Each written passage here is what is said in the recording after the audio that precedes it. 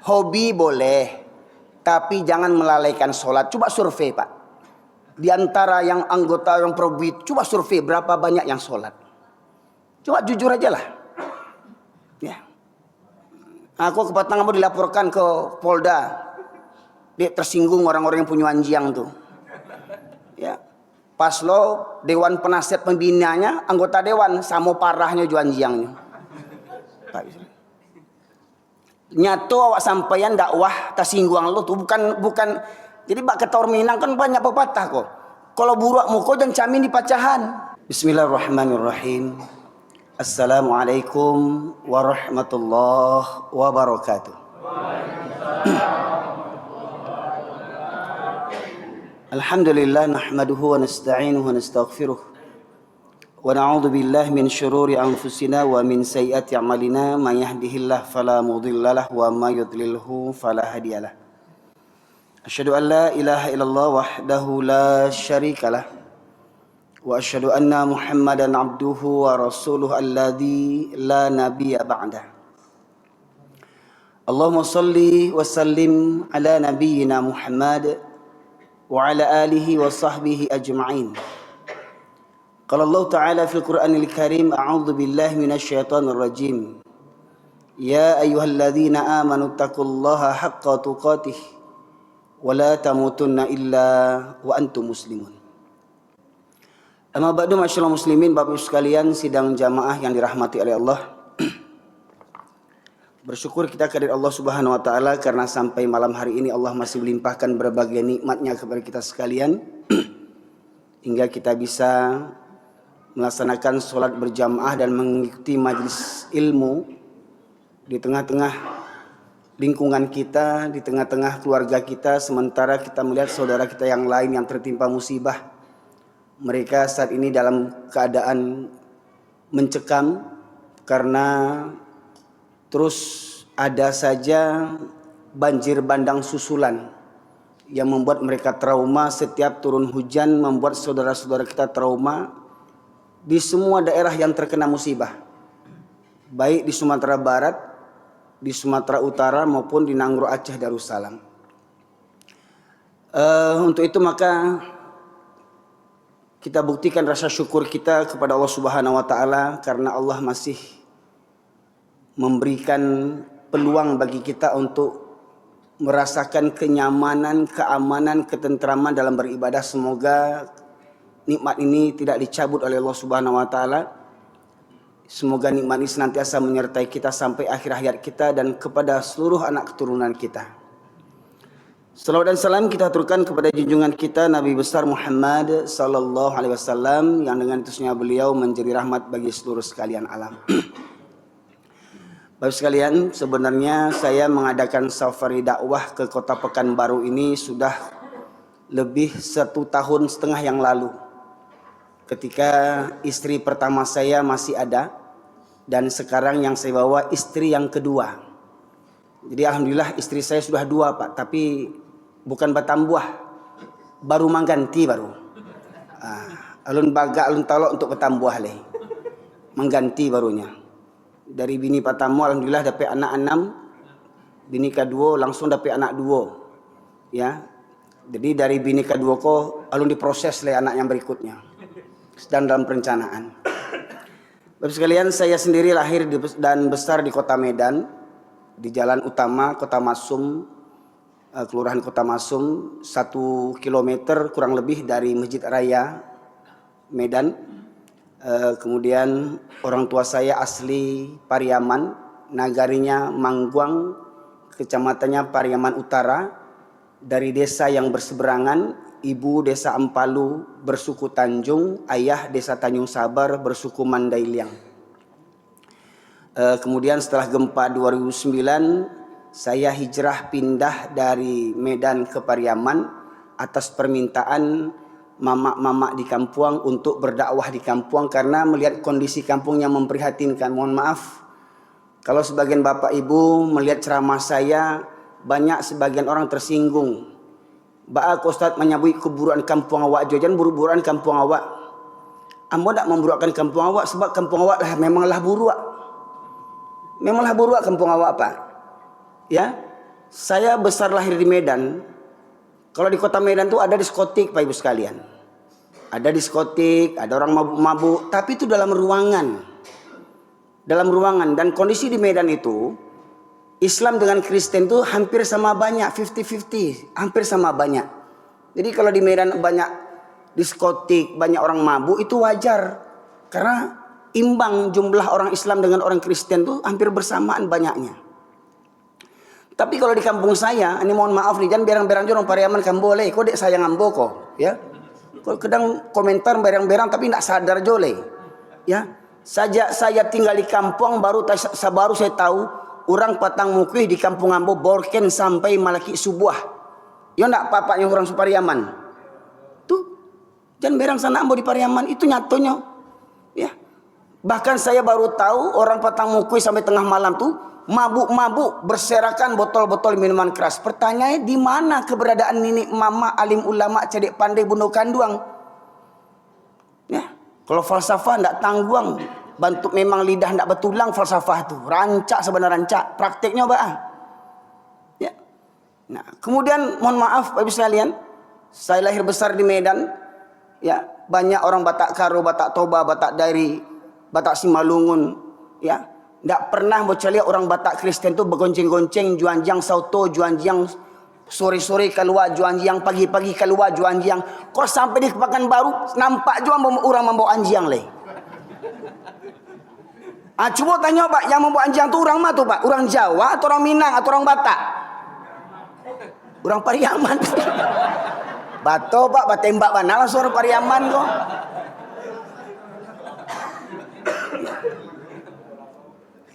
Makanya mohon maaf, ada yang protes sama Ustaz. Yang baburu itu ndak orang di Pariam, di Minang aja Ustaz. Di Jambi ada orang baburu, pasti orang Minang.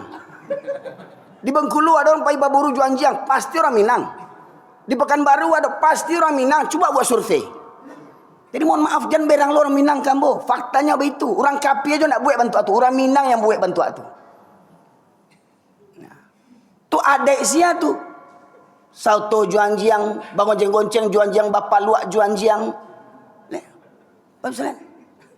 Jangan berang lo Pak kambo, jangan berang jo juambo, udah juambo. Koreksi diri. Nah, hobi itu mulia, ya. Nah, dek hobi itu bakal mati tu anjiang mau mandian kau tu. Ya.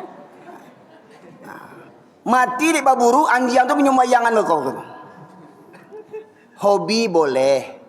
Tapi jangan melalaikan sholat. Coba survei Pak. Di antara yang anggota yang probit, coba survei berapa banyak yang sholat. Coba jujur aja lah. Ya. Aku ke Batangan dilaporkan ke Polda. Dia tersinggung orang-orang yang punya anjiang tuh. Ya. Pas lo Dewan Penasihat Pembinanya, anggota Dewan sama parahnya juanjiangnya. Pak. Nyato awak sampaian dakwah tasingguang lo tuh bukan jadi bak kata orang Minang kan banyak pepatah kok. Kalau burak muko dan camin di pacahan. Ya. Kalau burak muko dan camin di pacahan, koreksi jo muru awak muko. Kok sumbiang muncung awaknya salahan orang. Kok hitam kulit awaknya salahan orang. Ya, cak lihat diri awak lo. Jadi mohon maaf Pak, saya ceramah ni bukan cari muka ndak. Saya ceramah ni dek sayang ke orang kampung ambo, orang Minang khususnya. Ada orang menyebut, Pak Ustaz jangan orang Minang juga usah kaji. Banyak orang Jawa bantu aja perangainya. Iya betul tu. Orang Jawa ada bantu tu, orang Batak ada bantu tu. Cuma ni yang punya falsafah adai bahasa ni sarak bahasa ni kitabullah, sarak mengatur adai imam. Makanya cuma orang Minang yang punya. Kok orang Minang berpegang teguh kepada falsafah tu, ndak kan ada orang Minang yang solat seminggu sekali dah. Kok berpegang teguh orang Minang je falsafah tu, ndak ada orang Minang yang suka bampok. Coba cek lihat yang bampok tu sia di kampung awak. Orang Cina atau orang Minang? Gayanya orang Pariaman banci ke orang Cina ndak ada di kampung awak doh. Perangai orang Cina, orang Pariaman yang mengarajuan. Ya. Ya. Karajo bampok tu karajo sia, Pak. Ya. Dulu aku ketek-ketek suka nonton film Cina, Pak, Mandarin, Andy Lau. Wah. Ya, Stephen Chow, Chow Yun Fat, ya, Jackie Chan. Rata-rata orang tu dia ada kopinya bampok, Pak, betul tak? Yang bampok tu dari muda sampai ke gaek. Itu di Minang tuh, di Pariaman ndak ada orang Cina bantu tu. Sebab apa? Lah digantikan parangai orang Pariaman asli. Nah, jadi para jamaah sekalian yang mati oleh Allah, itu makanya kenapa saya berulang-ulang mengkaji ini, agar kita tubuh ilallah taubatan nasuha, mari babaliak kita bertaubat kepada Allah Subhanahu wa taala. Bangkitkan batang nantarandam. Falsafah tu yobana rancak, Pak.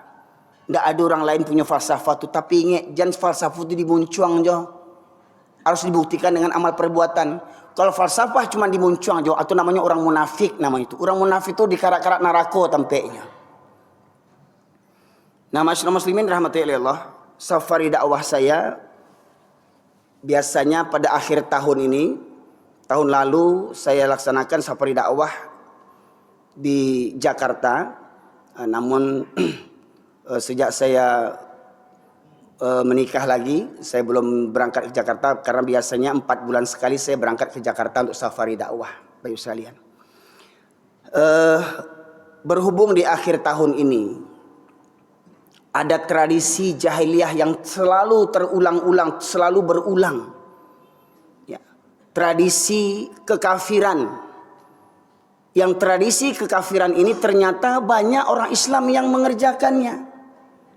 Satu, ya, banyaknya orang Islam bertasyabuh meniru-niru orang kafir dalam merayakan tahun baru, ya, Masehi, ya. Kemudian bertepatan pula di ujung November hingga awal Desember berulang lagi musibah di ranah Minang. Tahun yang lalu saya sudah ceramah tentang musibah. Kawan-kawan inilah yang merekam dulu tahun lalu itu ceramah saya. Ya. Mungkin Bapak Ibu yang orang Bukit Tinggi di Simpang Batabuh, Bukit Batabuah, ya, dekat Sungai Puang, nampak bekas musibah itu, di mana rumah-rumah dekat musola itu hilang semuanya, hanya surau yang tagak di Bukit Batabuah tuh, Pak. Letakkan apa itu? Hilang rumah tuh, padahal sebelumnya kita masuk surau itu lewat gang itu, kiri kanan ada rumah, samping depan ada rumah. Hari ini rumah-rumah itu habis, musola saja yang tegak sekarang satu-satunya. Pertanyaannya, ada ndak kita mengambil pelajaran daripada itu? Ya. Nah. Kemudian hari ini kita ditimpa musibah, longsor, banjir, galodoh lah namanya. Gempa bumi juga terjadi beberapa hari ini. Gunung Merapi di Jawa, Gunung Merapi di Minangkabau juga sedang erupsi. Bahkan juga banjir di Jawa. Kemudian musibah apa lagi? Musibah kemaksiatan. Ya, narkoba merajalela. Karena apa? Ada yang membackinginya. Omong kosong narkoba bisa dibasmi karena apa? Ada yang membackinginya. Pelacuran, minuman keras. Ini berulang-ulang saya sampaikan nih, mumpung saya di Pekanbaru. Ya, kalau setelah ini saya di blacklist di Pekanbaru, terserahlah. Karena bagi saya nih, di bumi Allah nih milik Allah, bukan milik orang Pekanbaru. Ya, apa yang saya ingin sampaikan?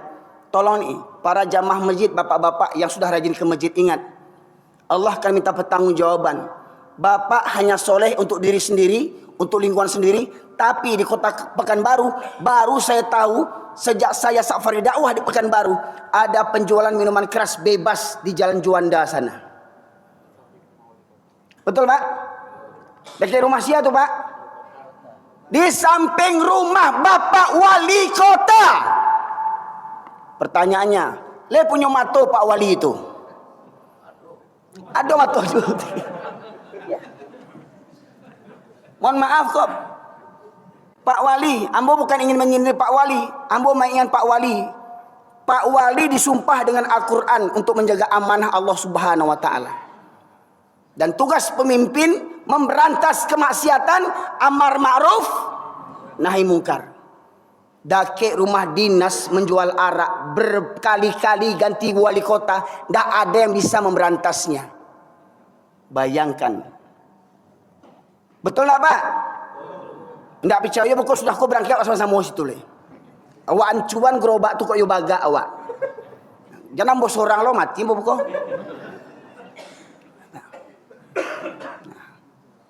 di dekat rumah dinas wali kota Pekanbaru. Mohon maaf Pak, Pak Wali sekarang partainya apa? Hah? Demokrat. Ya, lah Islam agamanya. Oh lah Islam. Ya. Ingat, kita yang rajin ke masjid Pak, kita yang rajin pengajian, kita yang rajin ceramah. Kalau ceramah banyak jamaah yang menonton, tetapi kemaksiatan tidak bisa kita berantas, tidak berguna dakwah kita ini Pak. Karena ketika maksiat merajalela, musibah bencana akan Allah timpakan merata bagi seluruh penduduk negeri yang tidak melakukan amar ma'ruf nahi mungkar. Nah, ini amanah saya sampaikan kepada Bapak Ibu sekalian orang Pekanbaru, terutama para ulamanya, ya, Majelis Ulama Indonesia. Pertanyaannya, MUI-nya masih punya mato nak MUI di Pekanbaru kok? MUI di Pekanbaru.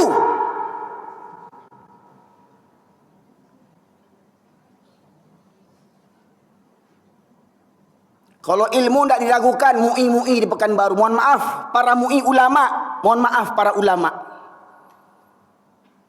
Hancurnya sebuah negeri yang pertama karena rusaknya masyarakat berawal daripada rusaknya pemimpin.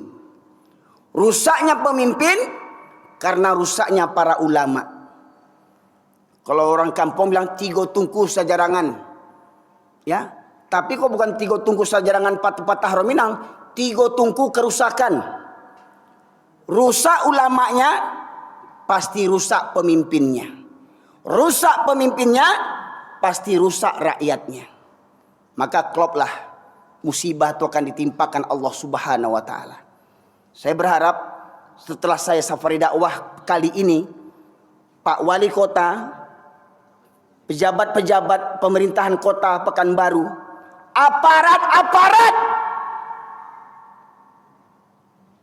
berantas tuh penjualan minuman keras.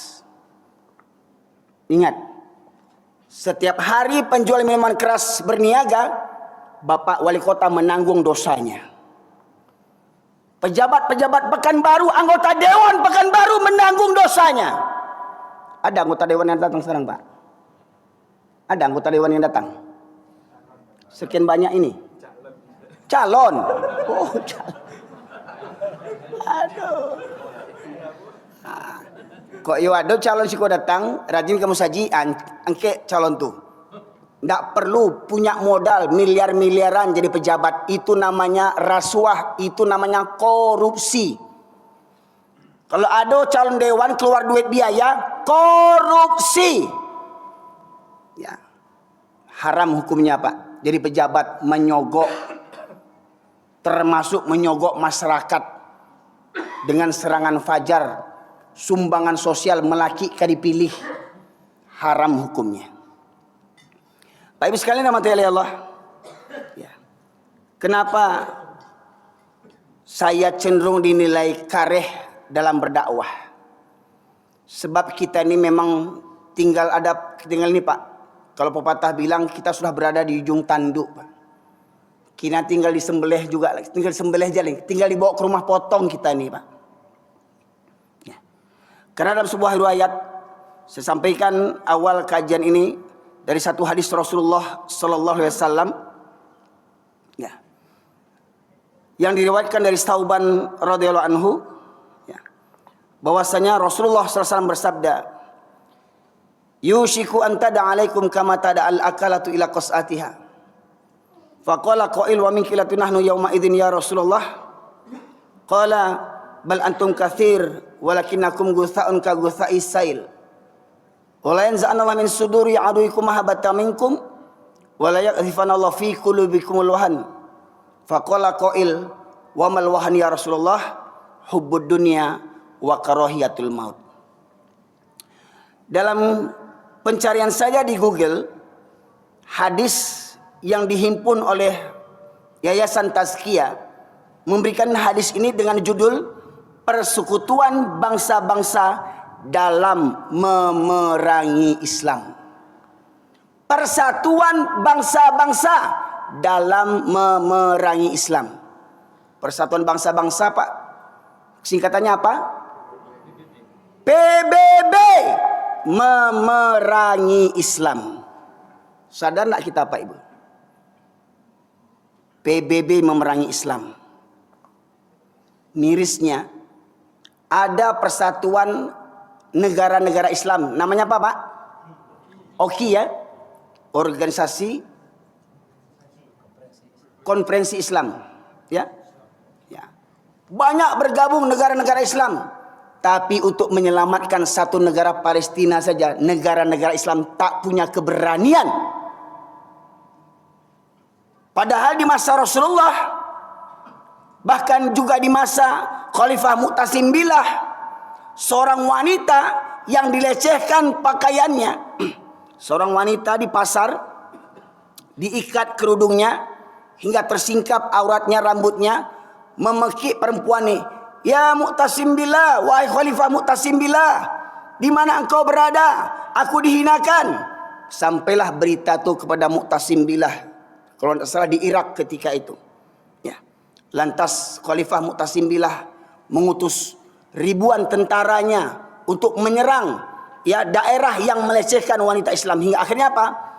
Kalau tidak salah di negeri Romawi ketika itu, ya, tempat wanita itu dilecehkan, hingga akhirnya hanya karena satu orang wanita dihinakan, 30.000 tentara negeri yang melecehkan umat Islam itu dibantai oleh umat Islam, Bapak Ibu sekalian. Satu wanita yang terlecehkan pakaiannya. Hari ini berapa banyak umat Islam yang ternoda, berapa banyak umat Islam yang dilecehkan, bahkan Al-Quran dilecehkan. Pernah lihat, Pak?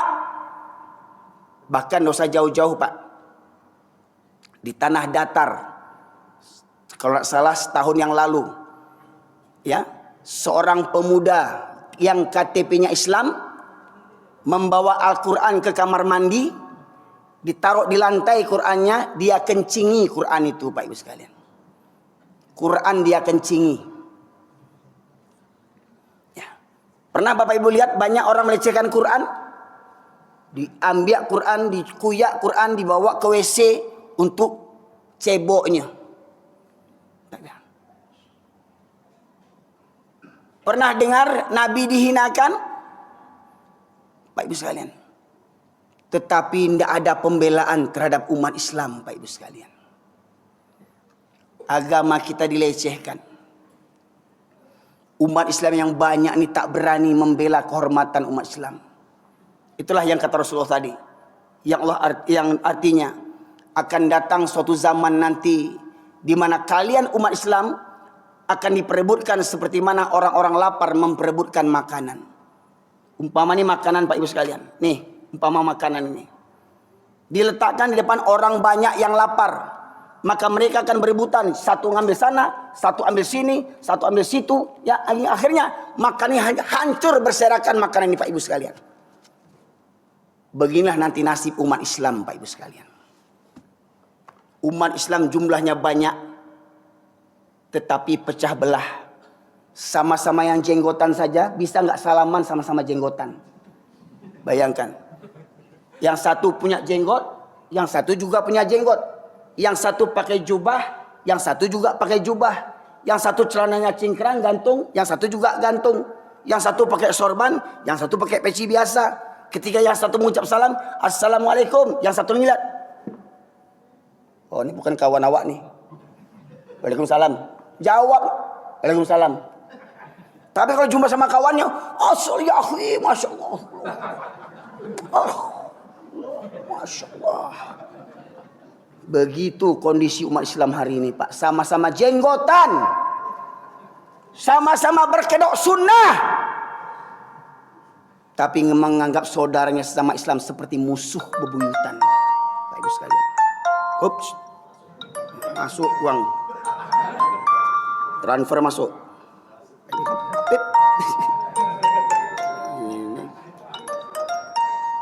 Pak Ibu sekalian rahmati Allah, ya.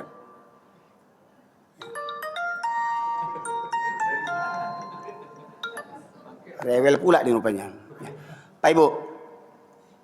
Jadi Kalau orang menilai ceramah saya keras, kenapa? Karena selama ini kita terlena, terbuai dengan jumlah kita yang banyak. Jumlah kita banyak, kuantitas banyak, tapi tak punya kualitas. Baru hari Minggu ini, saya buat safari dakwah. Langsung orang Kristen mengambil pemotong ceramah saya. Ada lihat Pak Ibu sekalian? Pernah tahu nggak? Orang Kristen mengambil ceramah saya. Ya. Yang korupsi di negeri ini, agamanya apa kebanyakan? Muslim. Agen narkoba, kebanyakan apa agamanya?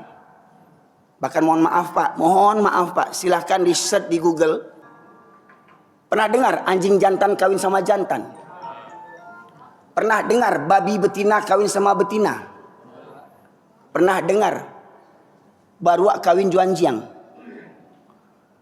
Anjing saja ndak mau kawin sejenis. Babi saja ndak mau kawin sejenis. Betul Pak? Tapi manusia ada ndak yang begitu? Pertanyaannya, ada ndak orang Islam yang begitu? Orang Islam Pak, mohon maaf, saya bukan ingin membuka aib, itu faktanya hari ini. Dan mohon maaf, Sumatera Barat Minangkabau mendapat ranking kelima tingkat nasional banyaknya pelaku. Sumatera Barat nomor 5 tingkat nasional. Sumatera Barat Minangkabau. Yang punya falsafah adai basandi sarak. Sarak basandi kitabullah. Sarak mangatu adek memakai. Nomor 5 ranking tingkat nasional. Dan nomor 1 ranking di Pulau Sumatera. Di Pulau Sumatera Minangkabau ranking 1 Pak. Pelaku Ustaz, jangan buku aib Ustaz. Iko ambil ambo lagi tahu supaya jangan bangga Jawa. Orang Minang ko hebat. Calia anak kemenakan awak. Laki-laki kawin, Masya Allah Pak. Kemarin kejadian tak di Padang? Ingat Pak? Pak guru kan? Sama siapa? Sama muridnya yang sudah dewasa. Di mana ngerjakannya? Toilet masjid. Pak guru dengan muridnya lah sama-sama kawin babini, lah sama-sama punya anak, kurang joleh. Di kamar mandi masjid, bayangkan. Jadi saya bukan ingin membuka aib Pak, beginilah parahnya kita hari ini. Mengajak kita semua sadar Pak. Iblis itu tidak pernah berhenti untuk menyesatkan awak. Oh, jangan kira kalau mentang-mentang ustaz tidak ada setannya. Janggut panjang, jumbah, gantung jidat hitam. Kalau ustaznya hafal 30 juz, setannya 35 juz hafalnya.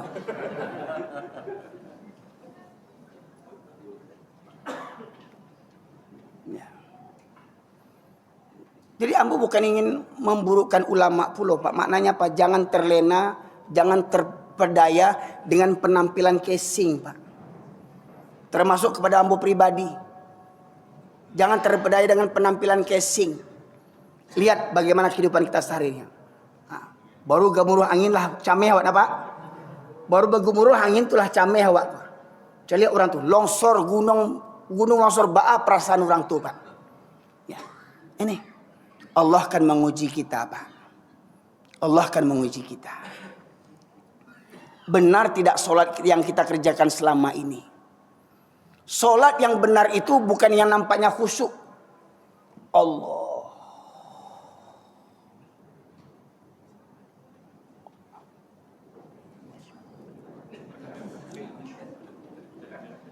Pak, ada yang solat begini Pak. Tetangga saya di Medan dulu begitu. Kok saya waktu itu saya kecil, kalau saya tempeleng ini bapak-bapak pula ini. Ya, kalau sebaya saya setempeleng itu. Betul Pak, wallahi tidak ngada-ngada saya. Bukan itu yang masuk ke khusyukan Pak. Solat yang benar itu innas sholata tanha anil fahsya'i wal munkar. Semoga kita mohon perlindungan kepada Allah. Angin yang kencang ini tidak memberikan musibah kepada kita. Karena memang Pak, Kalau kita ambil pelajaran zaman nabi-nabi terdahulu dengan berbagai macam Allah binasakan. Allah binasakan dengan air. Coba bayangkan Nabi Nuh diperintahkan Allah membuat perahu di gunung, di bukit. Nabi Nuh buat perahu di bukit. Akhir cek kaumnya, yo tele si Nuh rumah. Stresnya ini tak ada orang menangah kajinya. Mambil kapal di bukitnya, yo pajak ko tele rumah kalau bahasa awaknya bah. Lah jaleh tinggal di bukit, tinggal di Malala, buat kapalnya kok tinggal di Pasipiaman. Ya, Pantai Gondoria wajar buat perahu, dah ke lawi. Iko buat kapal di gunung di bukitnya. Tapi bagi Allah apa yang tak mungkin, Pak? Kapal yang dibuat di bukit akhirnya bisa berlayar, Pak. Maknanya apa? Maknanya bukit itu dibenam oleh Allah Subhanahu wa taala. Apa yang tak mungkin bagi Allah? Ya. Kurang lebih sepekan sebelum kejadian musibah di Sumatera Barat, Kota Padang membuat simulasi penanggulangan bencana. Diumumkan di seluruh Kota Padang, terutama orang-orang yang tepi laut, akan diadakan simulasi penanggulangan bencana untuk menanggulangi apabila tsunami terjadi. Nanti apabila dibunyikan sirene tsunami, maka seluruh rakyat, seluruh penduduk, ya, termasuk anak yang diam sekolah, diarahkan bagaimana mengungsinya, kemana larinya. Ya Pak, itu dilaksanakan simulasi penanggulangan bencana untuk menghindari tsunami yang datang dari laut. Tapi nyatanya apa yang terjadi, Pak? Air datang dari mana? Air datang dari gunung, dari bukit. Baiklah. Baik sekalian. Nah, jadi kalau sudah kondisi masyarakat jumlahnya banyak tapi tak bermutu, maka Allah tegaskan sahabat ini bertanya. Ketika Rasulullah menyampaikan hal itu, ada sahabat yang bertanya, apakah ketika itu umat Islam jumlahnya sedikit? Kata Rasulullah, bahkan ketika itu jumlah kalian umat yang terbanyak, tapi banyaknya kalian seperti buih di atas air. Dan Allah cabut rasa takut dari dada musuh kalian. Allah cabut rasa takut dari dada musuh kalian. Maknanya apa? Maknanya mereka itu pada hakikatnya takut kepada umat Islam. Tapi Allah cabut rasa takut mereka. Orang kafir yang jumlahnya minoritas di negeri yang mayoritas ini, segelintir orang kafir yang kaya bisa mengatur semua pejabat di negeri ini, Pak. Betul enggak? Banyak orang Islam yang jenderal. Banyak orang Islam yang jadi pejabat di negeri ini. Tapi tak berkutik dengan orang kafir yang segelintir menguasai negeri ini dengan kezaliman mereka, dengan harta mereka, bisa menyogok para pejabat. Nih, dikasih rumah dinas, dikasih mobil dinas, dikasih istri dinas. Ya. Tapi tolong, apa keinginan kami? Tolong buat undang-undang supaya apa yang kami inginkan dapat dilaksanakan secara legal atas nama undang-undang. Baik sekalian. Ya. Nah, masyaallah muslimin rahmati oleh Allah. Ya. Tablet tadi bisa dibuka. Ya, dari sumbat muncungnya. Ya, jazakallahu khair. Baik sekalian. Lantas dari hadis tadi Rasulullah menjelaskan, Allah cabut rasa takut dari dada musuh kalian. Dan Allah hunjamkan ke dalam hati kalian umat Islam penyakit al-wahan. Apa penyakit al-wahan itu? Cinta dunia dan takut mati. Banyak pejabat beragama Islam. Banyak polisi beragama Islam. Mohon maaf Pak Polisi. Banyak tentara beragama Islam. Banyak kepala dinas beragama Islam. Tetapi mereka lebih takut kepada atasan dibandingkan kepada Allah Subhanahu wa taala. Betul tidak? Bahkan guru-guru yang mendidik anak-anak untuk menjadi pemimpin di masa depan, bahkan di sekolah pun hari ini, Pak, kong kaling kong. Untuk apa? Untuk menghancurkan mental pendidikan di Indonesia ini. Apa contohnya?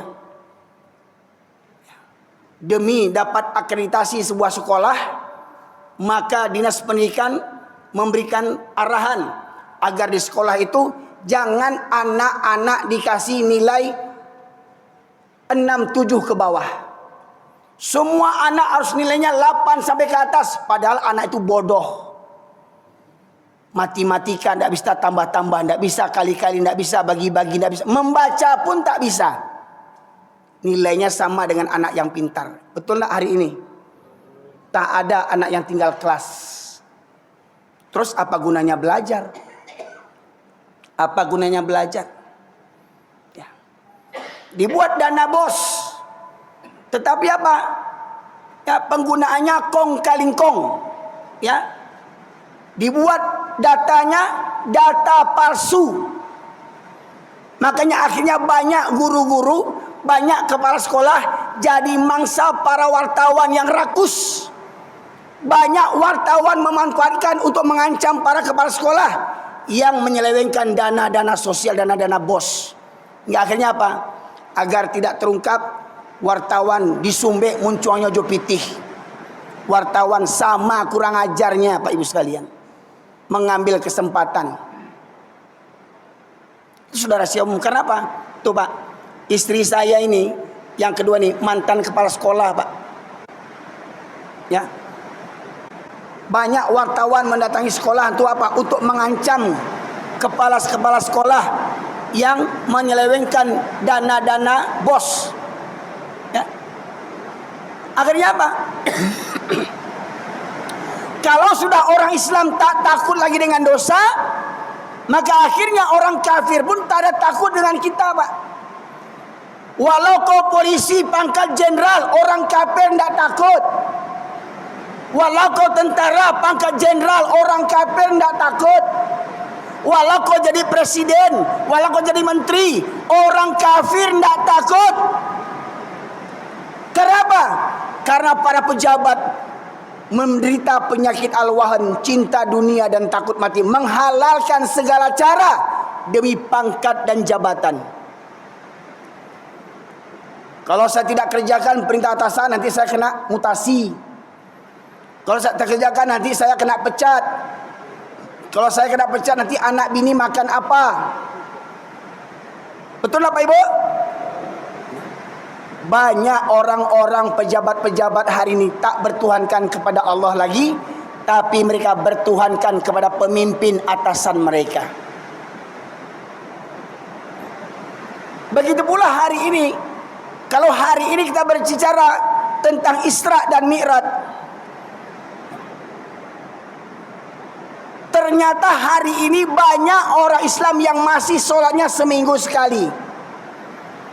Walau mungkin di komplek ini alhamdulillah yang hadir pada malam hari ini ramai jamaahnya, tapi pasti tak sebanding dengan jumlah warganya. Betul tak Pak? Tadi berapa RW tadi Pak? 3 RW. Berapa RT itu?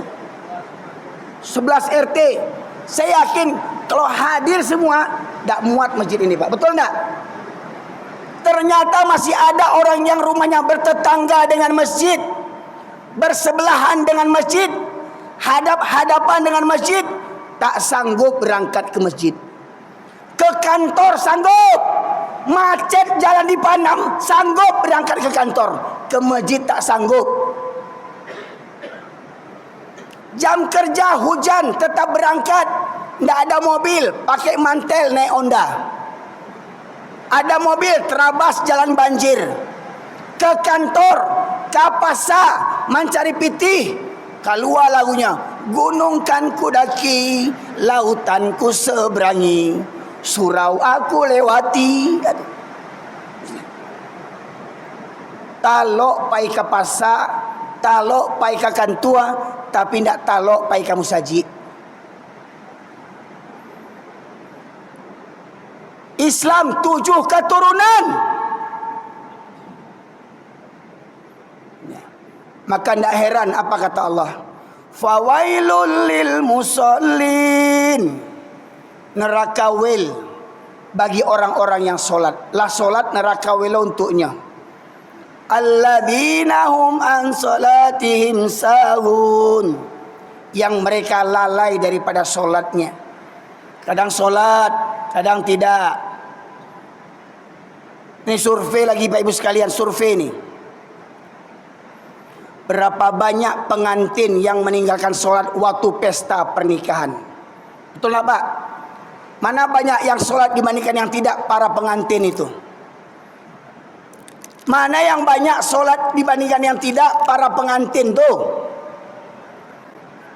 Padahal dia anak Pak Haji, anak Bu Haji. Pesta biaya pernikahan 20 juta, 100 juta, 200 juta. Tetapi pengantin tak solat, neraka. Satu hari satu keluarga dibawa pengantin ke neraka. Kenapa? Tidak ada amar ma'ruf nahi munkar di tempat pesta itu.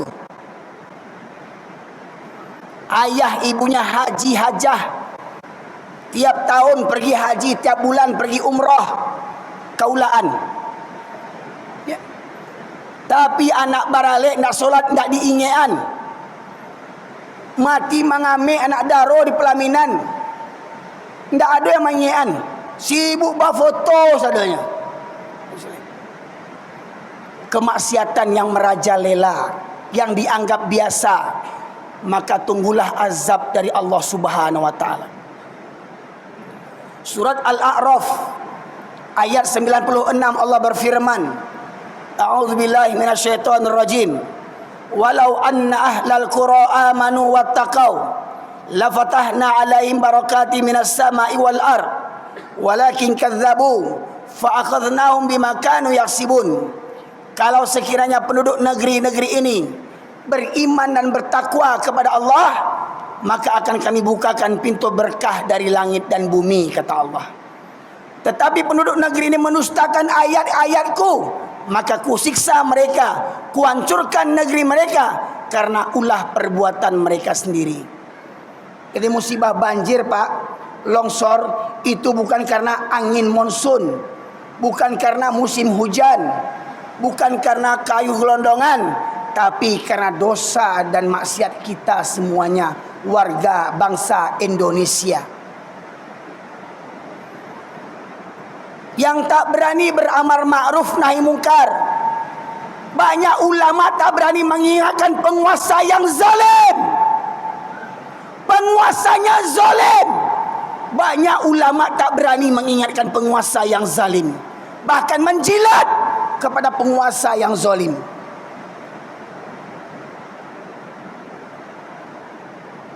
Bapak Ibu sekalian dirahmati oleh Allah, sebenarnya kita seperti ajal Pak, tinggal menunggu waktu. Ketika kemaksiatan merajalela, ya, pernah suatu ketika Bunda Aisyah radhiyallahu anha bertanya kepada Rasulullah, "Ya Rasulullah, akankah sebuah negeri ditimpa musibah sementara di negeri itu ada orang-orang soleh, ada orang yang sholat, ada orang yang berdoa? Apakah negeri itu, masyarakat itu akan ditimpa musibah?" Apa kata Rasulullah? Ya, apabila kemaksiatan telah merajalela. Kalau kemaksiatan merajalela, maka musibah Allah turunkan merata. Tidak hanya mengorbankan pelaku yang zalim, juga akan mengorbankan orang-orang soleh tetapi diam kepada kemungkaran. Termasuk kita Pak. Misalkan di komplek ini kita tahu ada agen narkoba tinggal di lingkungan kita ini, usir.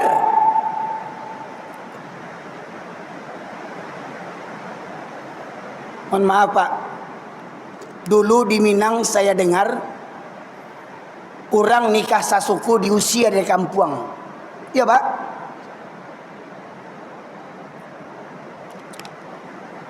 Misalkan nih saya suku Tanjung lahir di Medan, ketemu jodoh perempuan suku Tanjung di Pekanbaru. Saya orang Tanjung Sabar di Pariaman, dia orang Lubu Alung misalkan, sama-sama satu suku. Dalam adat orang Minangkabau ndak boleh nikah sasuku. Itu adat Minangkabau. Tapi kalau dalam Islam boleh enggak? Pertanyaannya, kita pakai Islam atau pakai adat? Itu satu. Kalaulah memang dianggap salah nikah sasuku, dulu kabarnya orang yang nikah sasuku diusir dari kampung, betul Pak? Pertanyaannya, mana lebih besar, dosa meninggalkan sholat dengan dosa nikah sasuku? Mana lebih besar Pak dosanya? Dosa meninggalkan sholat dengan dosa nikah sesuku, mana lebih besar dosanya? Lebih besar dosa yang meninggalkan sholat. Kok dapet orang yang tak sholat di kampung awak diusir dari kampung? Kok ada sumando tak sholat usia dari kampung? Kok ada sidi galah sidi sholat indak bampok karajo usia dari kampung sidi itu? Kau ambo galah ambo sidi kau Pak. Akunya mau sebut sidi. Jangan tersinggung orang lain. Kau ada sidi galah saidi solat bila takana usia dari kampung biang bala. Jadi apabila jumlah orang yang solat tak sebanding dengan orang yang tidak solat, maka orang yang solat itu nanti akan mendapatkan musibah dari Allah Subhanahu wa taala.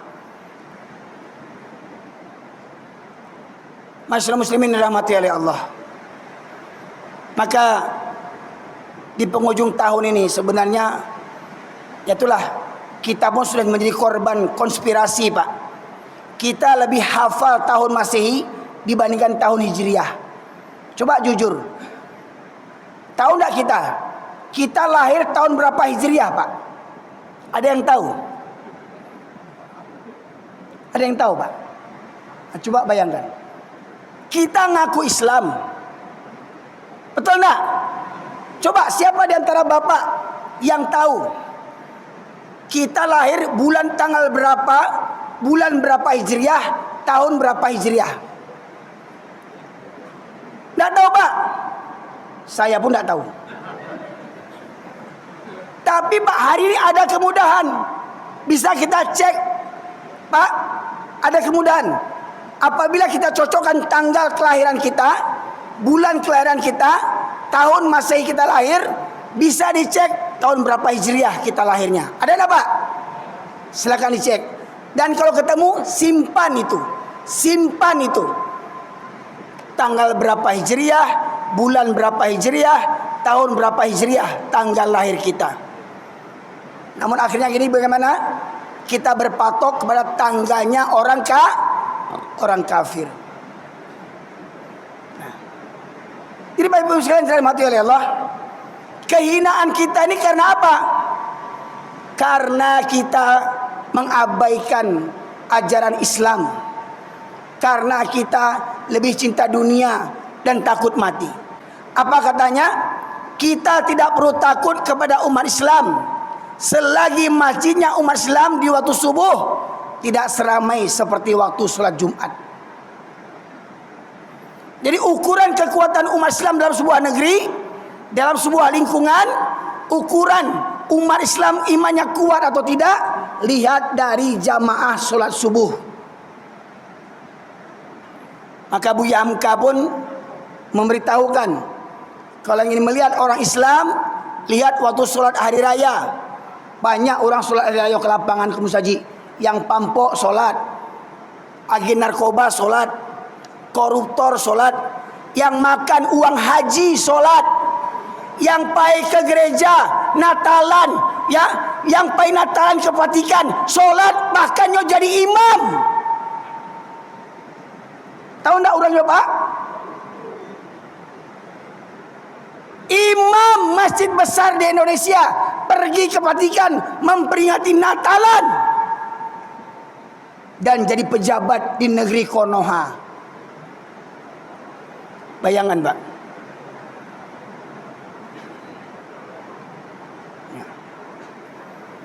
Maka kata Buya Hamka, Kalau ingin melihat orang Islam, lihat waktu sholat hari raya. Tapi kalau melihat orang beriman, lihat waktu sholat subuh. Di mana? Di masjid. Siapa yang rajin ke masjid, itulah tanda orang yang beriman. Bapak Ibu, kalau mau cari menantu, jangan di kantor BRI, jangan kantor polisi, jangan kantor gubernur. Cari di masjid. Siapa yang selalu ke masjid, ambil jadi menantu. Walau umurnya 60, 70, 65. Calon-calon menantu nih, Abu yakin apa-apa kok bininya baru seorang baru. Masih ada jatah 3, kok lagi baga. Pertanyaannya, hari ini mana pemuda komplek ini, Pak? Mana pemuda komplek ini? Mana, Pak? Mana pemuda? Berapa orang pemuda? Ya, tuh belakang satu. Ya. Nih yang dekat mirap nih. Berapa umurnya? Ya, ini berapa umurnya? Berapa? Siapa? Yang mana? Berapa anak SMA? Berdiri anak SMA. Anak SMA. Sekomplek ini 3 RW, Pak. 3 RW cuman 1 pemuda. Ini pemuda langka, Pak, tolong dilestarikan, jangan sampai punah. Ya. Ini pemuda langka nih. Tolong dilestarikan, jangan sampai punah. 3 RW cuman 1 yang bertahan. SMP ya? Yang SMA mana? SMA? SMP. Mana yang SMA? Berdiri. 1. Bayangkan, Pak, cuma 1 anak SMA. Coba 1-2 kemari. 1-2 kemari. Hah? Ada. Oh, ya jangan keluar dari dalam dia.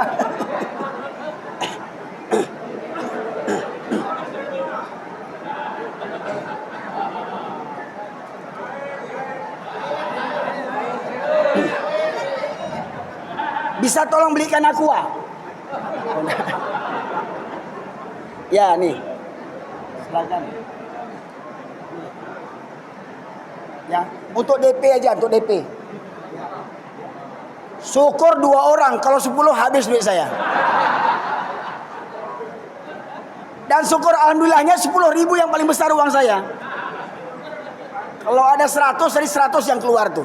Ya. Bayangan, Pak.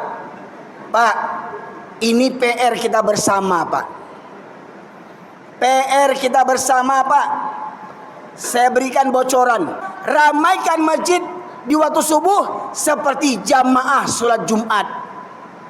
Pak, kira-kira bisa enggak jamaah subuh seramai jamaah sholat Jumat? Hah? Wallahualam.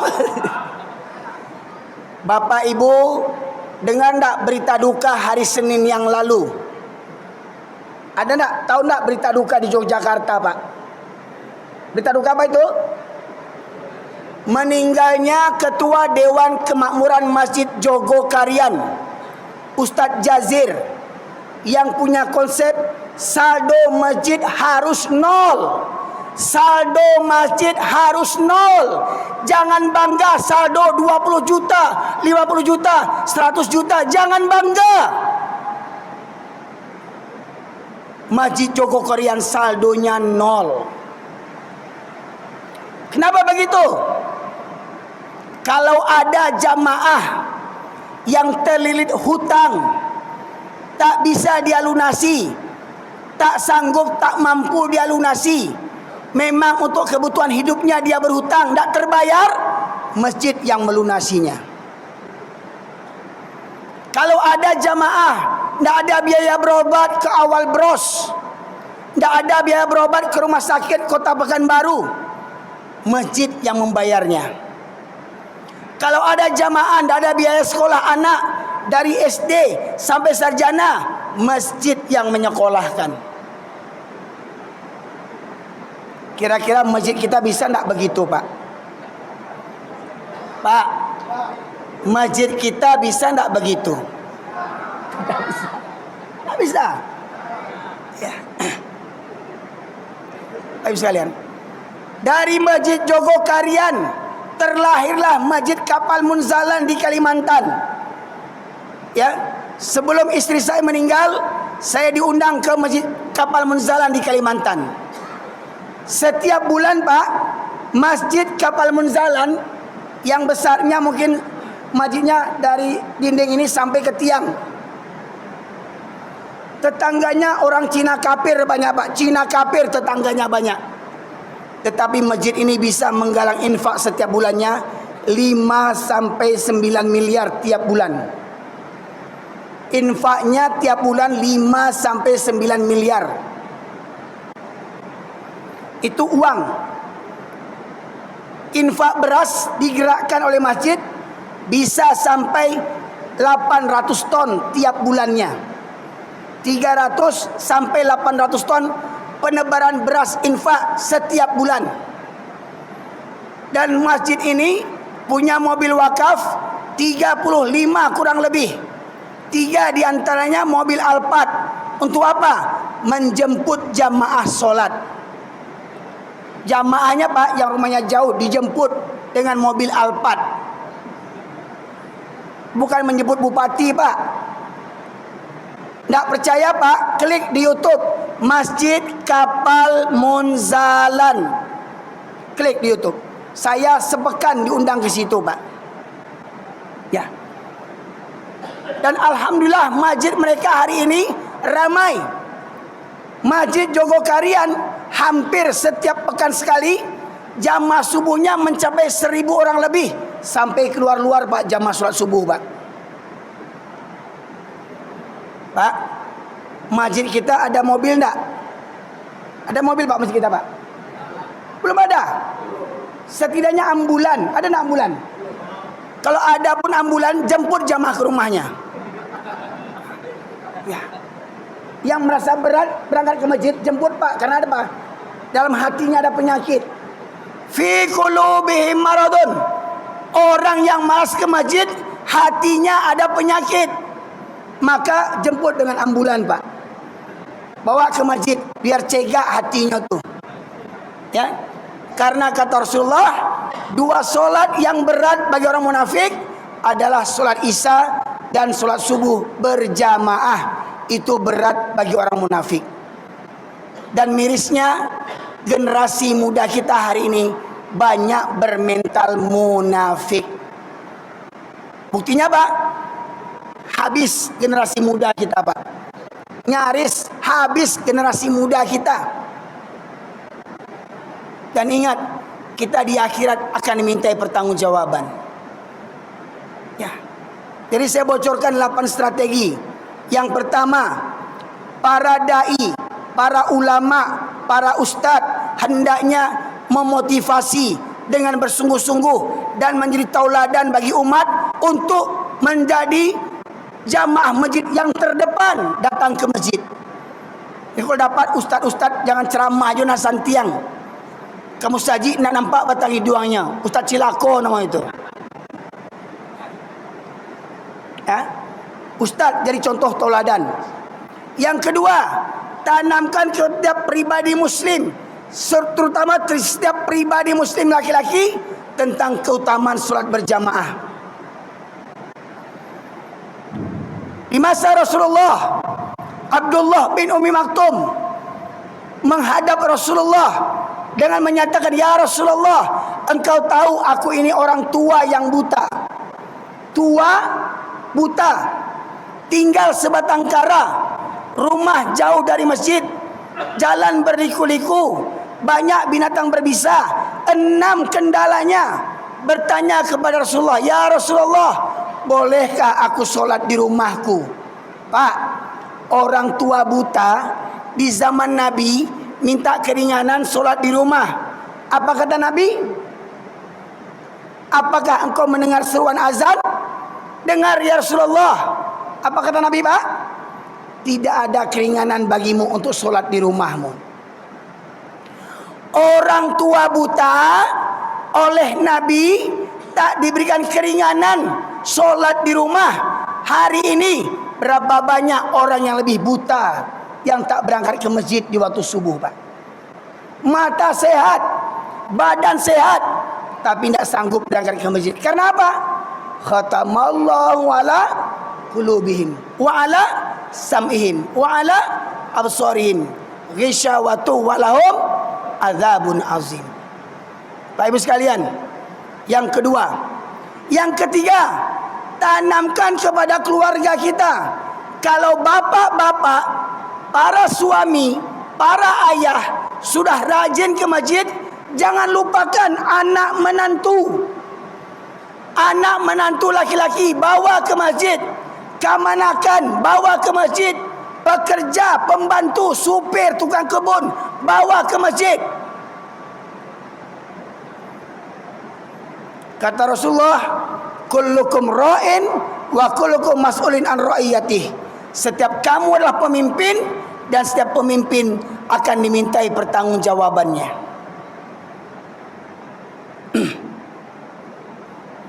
Apa kata Rasulullah, Pak?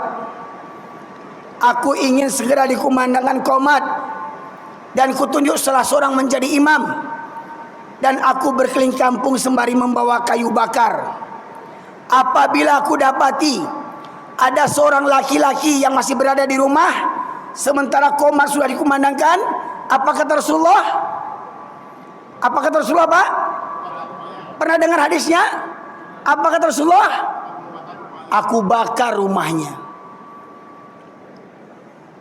Apabila Rasulullah mendapati ada laki-laki yang balik yang masih berada di rumah sementara qomat sudah dikumandangkan, maka akan aku bakar rumah mereka. Kira-kira di komplek kita ini, kalau Rasulullah masih hidup, nih, gimana rumah kita? Hangus, terbakar rumah kita ini. Bayangkan, Bapak Ibu, mana dasar api dunia dengan api neraka? Umpama di rumah kita terbakar jam 2 malam. Jam 2 malam rumah terbakar. Bapak Ibu berada di depan pintu utama. Rumah batingke, rumah gadang. Ya, anak minantu pembantu kemanakan, tinggal serumah di awak. Jam 2 malam rumah terbakar. Bapak Ibu mau lari berdua saja atau selamatkan anak kemanakan? Itu jam 2 malam. Anak minantu di kamar pakai AC, spring bed, selimut tabah. Jam 2 malam terbakar rumah. Baca roman jagoannya, ketuk pintu. Sultan, Sidi, rumah terbakar Sidi. Itu menjagoannya, Pak. Rumah terbakar begitu membangunkan menantu. Nak, bangun nak, rumah terbakar nak. Itu menjagoannya. Bang menjagoannya, rumah terbakar. Supaya terkajut, terperanjat orang-orang lalok tu. Lah, didongkak pintu. Tak terbuka pintu. Minta tolong orang kamu. Tolong, anakmu tak kurang. Betul, Pak? Datang orang kampung didongkak. Tuah. Kiranya anaknya. Kau lalok kah? Kau selimutnya kah? Bas selimut tabahnya di asyik. Bah menjagoannya. Sidi, rumah terbakar Sidi. Oh Sidi, dek sagan kami nantu kowe. Sidi, rumah terbakar. Itu menjagoannya. Bah menjagoannya. Sidi! Dia yang sekali supaya jagonya. Kini bah, di rumah kita ada nak laki-laki. Masih ada nak laki-laki di rumah awak kini kau? Subuh besok lihat masih ada nak anak laki-laki yang di rumah kita? Masih ada nak menantu kita? Sementara ayah ibunya rajin ke masjid, anaknya dibiarkan tidur dan sholat di rumah. Orang tuanya kan diseret ke neraka oleh anak-anaknya. Nandak selamat seorang je. Orang tua durako namanya itu. Orang tua ndak amanah. Dan ingat, amanah itu, anak itu amanah dari Allah Subhanahu wa taala. Bapak sekalian dirahmati Allah. Yang ketiga, tanamkan kepada keluarga tentang keutamaan salat berjamaah. Yang keempat, dari lingkungan, Pak RW, Pak RT. Alhamdulillah setahun yang lalu saya di perumahan Sidomulyo, Sidomulyo seberang sana Pak. Ya, itu kami mengadakan mabit, malam bina iman dan takwa. Anak pelajar, anak sekolah, pemuda, remaja, kita bawa tidur di masjid malam minggu. Malam minggu pemuda kita bawa ke masjid. Kita ajarkan tahsin dan tajwid. Kita ajak nonton film Islami. Kita ajak solat tahajud. Kita ajak subuh berjamaah. Kita kasih sarapan gratis. Kita ajak keliling kampung, keliling RT RW, Pak Ibu sekalian. Rame pelajar tu Pak. Pertanyaannya, di RW kita ini pernah dibuat begitu enggak di masjid kita ini? Pak, apa yang banyak orang Pinang kok, terutama apa-apa jual-jual Ambo kok, ya. Konon katanya dulu orang Minang laki-laki lalu di surau, yo Pak. Yo Pak. Itu dulu. Kini Pak, ada yang lalu surau lagi. Kadang ditulis di masjid, dilarang tidur di masjid. Oh, aman. Ya. Dilarang tidur di masjid, sekarang ini diusir orang masjid sampai di Sibolga mati orang, betul Pak? Di Sibolga kemarin anak yatim numpang istirahat di masjid mati meninggal. Bayangkan betapa bejatnya mereka itu, coba bayangkan. Di masjid orang, ya Allah Rabbi. Yang membunuh pula bukan orang kafir, orang Islam. Kadang yang tak sholat pula lagi itu. Kadang Pak yang cerita-cerita, musik kita begini. Biasanya para preman yang tak sholat itu. Oh ustadznya kareh mana, ganti ustadznya. Ya. Itu karena apa? Karena biasanya yang geranjingan itu orang yang tak sholat biasa kebanyakan itu Pak. Yang sibuk ngurus-ngurus masjid ini. Nampak batang hidungnya enggak inyolop enggak ngurus musaji kadang. Ya. Ini. Bapak Ibu sekalian. Itu. Ya. Jadi lingkungan buat kesepakatan. Seminggu sekali kita buat mabit. Ajak remaja, ajak pemuda tidur di masjid. Yang kedua apa tadi tuh? Yang kelima, pengurus masjid harus berinovasi.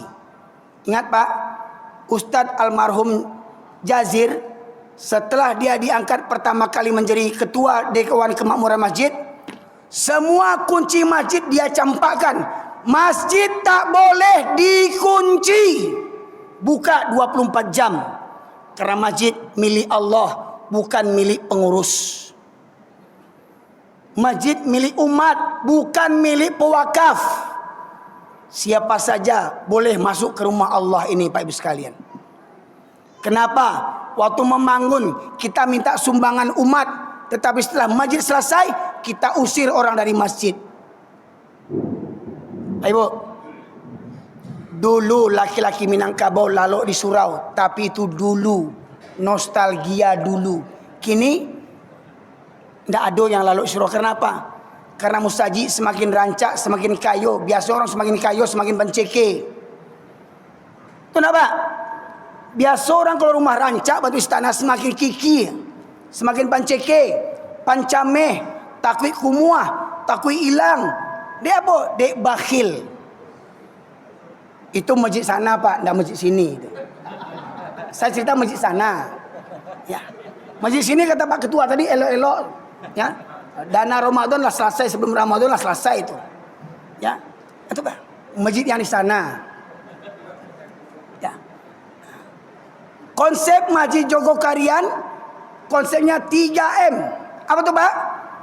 Masjid makan, makan, makan. Jamaah dia makan sehari 3 kali Pak. Ya.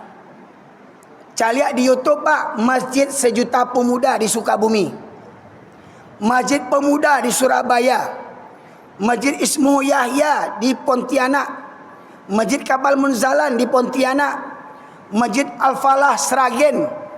Masjid mereka ramai jamaahnya dengan para pemuda Pak. Ya.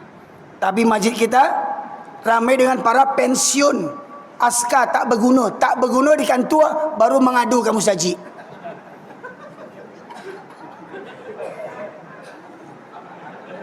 Lah kena stroke baru ke surau. Di situ Pak, ndak di Siko. Ya. Dulu waktu menjabat ndak tanggung sombongnya. Pak kita pengajian, oh saya rapat. Sombongnya, aku pitih 1 juta, ndak tahu diuntung. Pitih di panggaannya. Mana ngaji ndak, itu makanya koruptor jadinya. Di musaji lain tu Pak, para pensiun yang mendatangi musaji sadonya, mengadu ke Allah, ya Allah, penyakit pinggang ambo ya Allah. Ya Allah, gula ambo ya Allah. Ya Allah. Para pemuda tak minat ke masjid. Ya. Yang keenam, yang ketujuh, lembaga pendidikan bekerja sama dengan masjid. Buat apa? Buat ekstrakurikuler. Apa itu? Malam bina iman dan takwa. Anak sekolah kelas 6 SD, SMP, SMA bawa program malam minggu weekend tidur di masjid. Dibimbing oleh para ustadz. Nah, insyaallah kami ini malam ini ya kita di musola tawaduk di Rumbai apa tuh? Jalan Sembilang, Rumbai Limbanang apa? Ya, malam ini mereka mengadakan mabit supaya apa? Supaya remaja-remaja tak ramai-ramai merayakan malam tahun baru. Ramai nih jalan semua nih Pak. Orang kafir yang pesta, orang Islam yang meramaikannya. Coba bayangkan. Orang kafir yang punya perayaan, orang Islam yang meramaikannya. Maka salah satunya kumpulkan remaja pemuda buat kegiatan di masjid. Agiah kopi, agiah snack, agiah makan malam, agiah sarapan pagi. Bawa maraton sudah tuh Pak Ibu sekalian. Insya Allah mereka akan senang tinggal di masjid. Yang kedelapan, para orang-orang kaya, bapak ibu yang kaya, mohon maaf Pak, mohon maaf. Selama ini orang hanya berlomba-lomba membangun fisik masjid. Orang berlomba-lomba membangun fisik masjid, tapi tak terfikirkan mental jamaah masjid. Makanya kalau yang datang ke masjid cuma orang-orang tua, ini ada kelainan mental ini Pak. Kalau ke masjid hanya orang tua, ada kelainan mental oleh para pemuda kita. Mereka beranggapan masjid hanya untuk orang-orang tua. Kalau saya masih muda, nanti datang ke surau bakawan jua Pak kau capek tua wak cerita tua cuma mati ceritanya terus. Ya. Kalau kawan-kawan jua selevel awak kan lah suah cerita bola, cerita cerita binatang film kan itu. Ya. Binatang film kok bintang. Ya. Saya lihat. Jadi seakan-akan pemuda itu seakan punya lambat tulisan masjid khusus para manula. Karena pemuda nggak ada yang masuk. Betul lah Pak? Ada nggak wirid pengajian di masjid kita ini rutin? Ada Pak? Berapa kali sebutkan Pak? Setiap pekan ada. Pertanyaannya, berapa persentase peserta dari pemuda? Hah? Berapa persentasenya? Mohon maaf Pak, masjid kita belum berbuat apa-apa. Mohon maaf. Apa kata Rasulullah? Tanda-tanda kiamat. Islam hanya tinggal namanya saja lagi. Islam hanya tinggal KTP. Quran hanya untuk dibaca tulisannya saja tadi. Tapi tak diamalkan. Masjid banyak, masjid ramai, masjid megah. Tapi kosong dari hidayah. Mohon maaf, banyak pengurus takut mengundang Ustadz Kareh. Beko kena tegur sama pemerintah. Tak dapat bantuan paripurna. Mental pengemis. Tak berani mengundang Ustadz yang Kareh. Kau dapat mengundang Ustadz yang disenangi oleh penguasa. Jamaah. Oh jamaah. Alhamdulillah.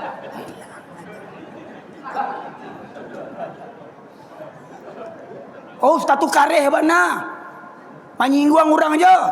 Tu jo dek pakada awak tu pak dia awak dengan ngaji. Dek pakada, pak dia menengah kaji kau Pak. Ya. Itu.